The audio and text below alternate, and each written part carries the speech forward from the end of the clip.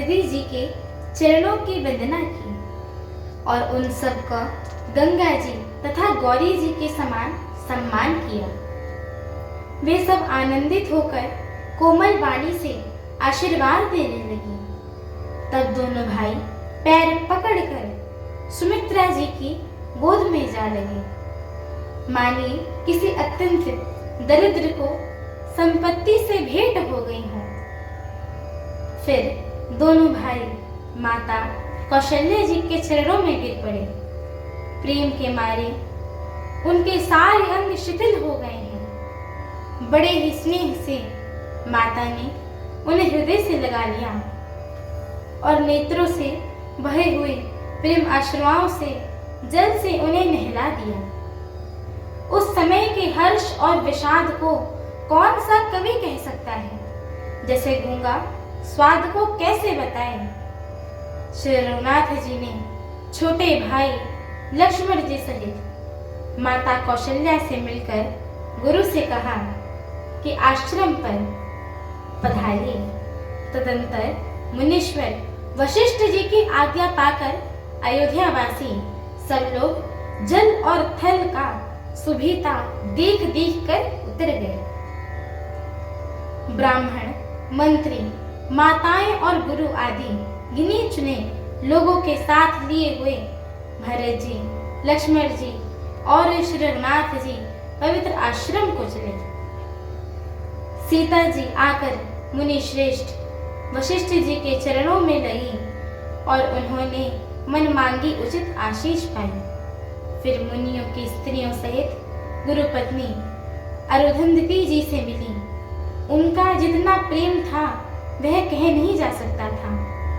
सीता जी ने सभी के चरणों की अलग अलग वंदना करके अपने हृदय को अनुकूल करने वाले आशीर्वाद पाए। जब सुकुमारी सीता जी ने सब सासुओं को देखा तब उन्होंने सहम कर अपनी आंखें बंद कर ली।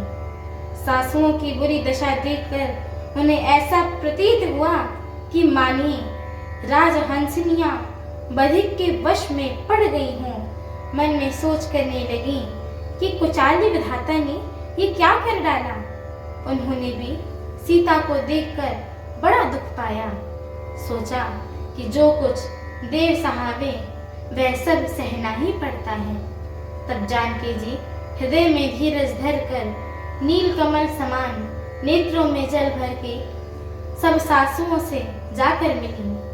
उस समय पृथ्वी पर करुणा अर्थात करुण रस छा गया। सीता जी सबके पैरों लग लग कर अत्यंत प्रेम से मिल रही हैं और सब सासुएं स्नेहवश हृदय से आशीर्वाद दे रही हैं कि तुम सुहाग से भरी रहो अर्थात सदा सौभाग्यवती रहो। हमारी आगे की श्री राम कथा को सुनने के लिए हमारे चैनल को लाइक, शेयर, सब्सक्राइब एवं कमेंट अवश्य करिएगा।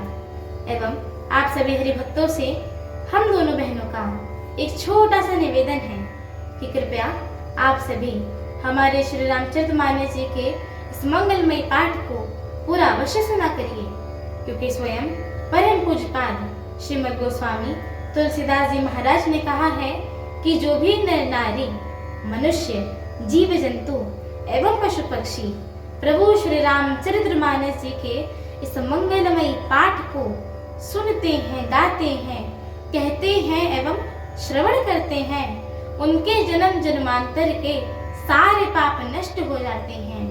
तो एक बार प्रेम से बोलिए, मर्यादा पुरुषोत्तम प्रभु श्री रामचंद्र की जय हो। जगत जननी माता जानकी की जय हो। लखन लाल की जय हो। अयोध्या धाम की जय हो। तुलसीदास जी महाराज की जय हो। एक बार प्रेम से बोलिए, पवन सुत हनुमान की जय हो। जय श्री राम। जय श्री राम।